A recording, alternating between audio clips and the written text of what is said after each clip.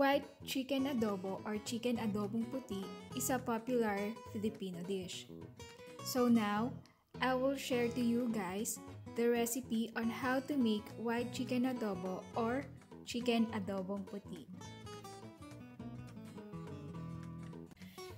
Hello everyone! So today we're going to make chicken adobo sa puti. So here are the ingredients. Garlic, 1 tablespoon of salt, bay leaf, peppercorn, chicken, and 1 cup of vinegar. And also we need 2 cups of water and cooking oil. So let's start.